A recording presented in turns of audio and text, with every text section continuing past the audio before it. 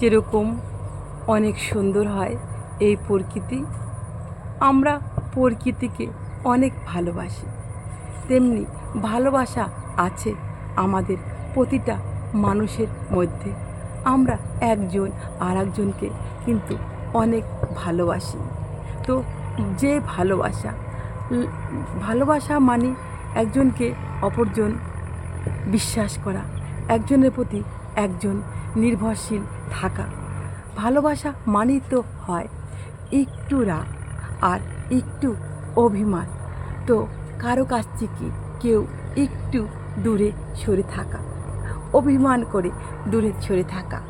আর যখনই অভিমান করে দূরে সরে থাকা হয়, আর সেই অভিমানটা যদি আপনার ভালোবাসার মানুষটা বুঝতে পারে যে ও তো আমার সাথে অভিমান করেছে, তো তখন সেই প্রেমটা কিন্তু সার্থক হয়।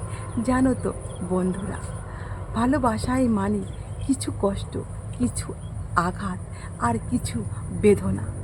তো আমরা কিন্তু মানুষই মানুষকে ভালোবাসতে পারি না। পশু, জীব, জানোয়ার সবার মধ্যেই কিন্তু ভালোবাসা আছে। তো জানো বন্ধুরা, তো কেন আমরা বলে থাকি যে ওর মধ্যে কোনো ভালোবাসা নেই?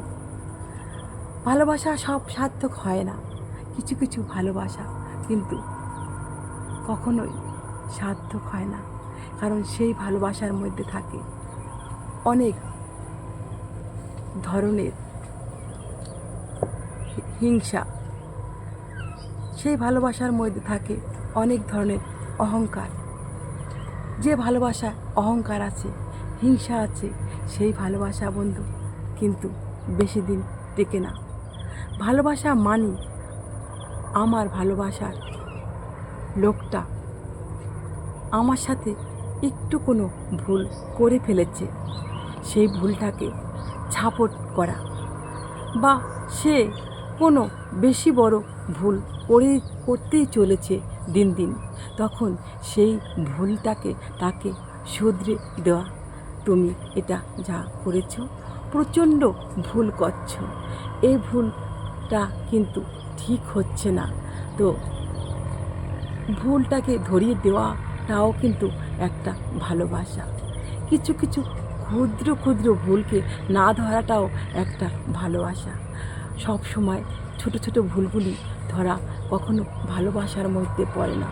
আবার কখনো কেউ বড় কোনো ভুল করলেও সেই ভুলটাকে ঝাপট করা মানে সেই ভালোবাসার মানুষটাকে ক্ষতির দিকে দিন দিন এগিয়ে নিয়ে যাওয়া। তাই বন্ধুরা, ভালোবাসা সেখানেই টেকে যেখানে অহংকার নেই, কোনো দোষ ধরা নেই, কোনো ভুল ধরা নেই।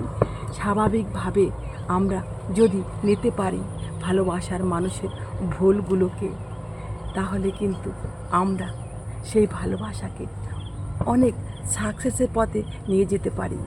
তো বন্ধুরা, কথাগুলির মধ্যে যদি কোনো ভুল হয়ে থাকে তবে বন্ধুরা ক্ষমার চোখে দেখবে।